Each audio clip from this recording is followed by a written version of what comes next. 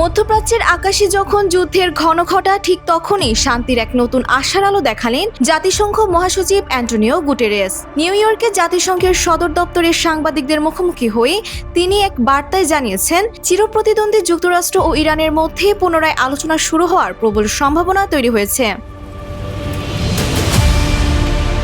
জাতিসংঘ মহাসচিবের এই মন্তব্য এমন এক সময় এলো যখন পুরো বিশ্ব তাকিয়ে আছে মধ্যপ্রাচ্যের পরবর্তী পরিস্থিতির দিকে। গুতেরেস মনে করেন, কেবল যুক্তরাষ্ট্র ইরান নয়, বরং ইসরায়েল ও লেবাননের মধ্যে চলমান আলোচনাও এই অঞ্চলের অস্থিরতা কমাতে চাবিকাঠি হিসেবে কাজ করতে পারে।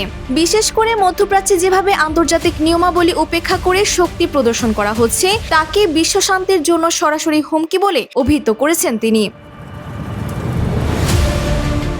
গুতেরেসের মতে, সংকটের টেকসই সমাধান চাইলে আলোচনার টেবিলে ফেরার কোনো বিকল্প নেই। তিনি সংশ্লিষ্ট সকল পক্ষকে জোরালো সদিচ্ছা নিয়ে যুদ্ধবিরতির শর্তগুলো মেনে চলার আহ্বান জানান।